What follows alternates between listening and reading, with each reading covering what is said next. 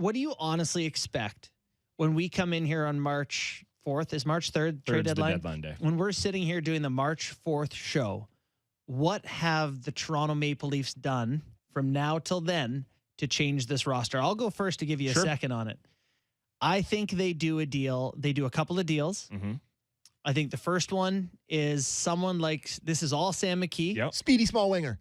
Well, Barbashev is not huge from St. Louis, but he did score 26 last year. He's a left winger, doesn't make a ton of money.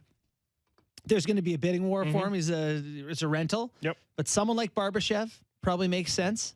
Gosh, I hope I get this right and we get to replay it on March 4th. There's another D-man has been brought in, probably Gavrikov. You know, he seems like, well, I mean, that's the one that you can't believe they spent this much on him, whatever. But someone like that's not a huge name, but is supposed to help them. And the only thing I don't know is if we need a new goalie by then. And I say we because I cover this team enough, all right? Man, that's the concern for me. Is I'd love to sit here and say exactly what you said.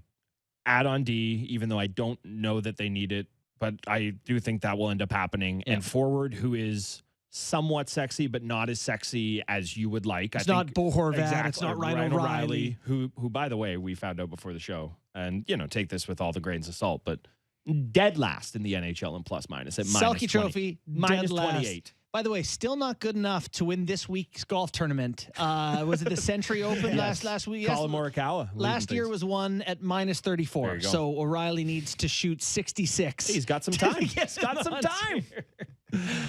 Okay. And then I do really worry about the goaltending. I know McKee's been banging this drum. I was right there with him. I was really hoping the Jets are going to stink this year and you could go pill for Hellebuyck, but that's not happening. I don't know who the guy you go out there and get is, but I'd be lying to you if I'm not very concerned about the goaltending. It's not going to be this bad all year long. They will get back above 900, but that's not good enough for me or anyone for that matter. So that's still the big concern for me is the goalies. Unless Matt Murray heads to Robida Island, these are the two goalies.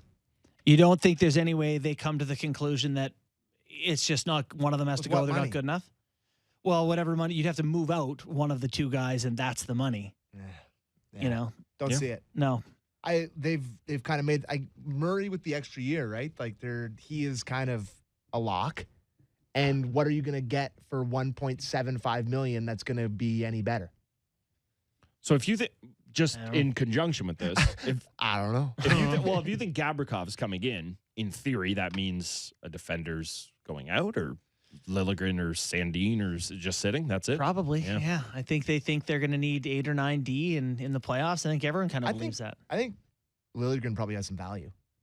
That's a chip, I think. Yeah, which is a problem because he does that. Yeah, he does have value, and I think they would want to keep a right shot like him. Let me tell you, that is a classic 3 playoffs from now. That guy's playing in a conference final, and everyone's saying, "How can they let this pocket? How can they let this guy go?" It's just it's the most classic thing. So what do you think, Sam, for the other positions? If you're going to make a big swing for another defenseman that you're just going to place in there, like.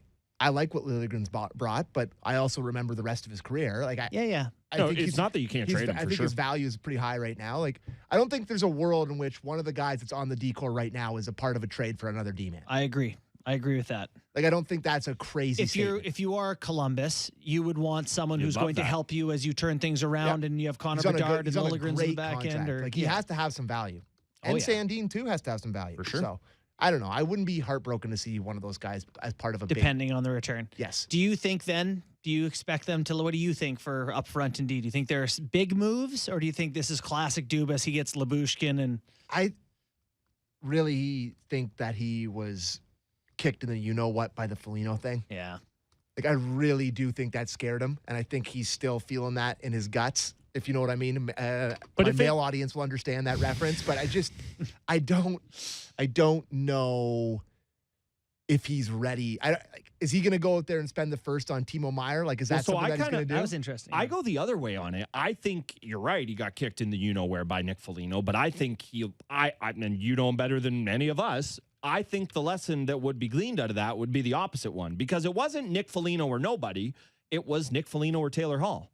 And it was the idea of, do you get the quote unquote safer guy who is going to play the game the right way and not cheated and his dad played on the team and all that stuff? Or do you go get the guy who's a first overall pick and has won a Hart Trophy in this league? Yeah. And they made the wrong choice there. And, you know, Taylor Hall can't win. And we all had that conversation. But if anything, I would say he goes the other way, having been burned on the quote unquote safe decision. Yeah.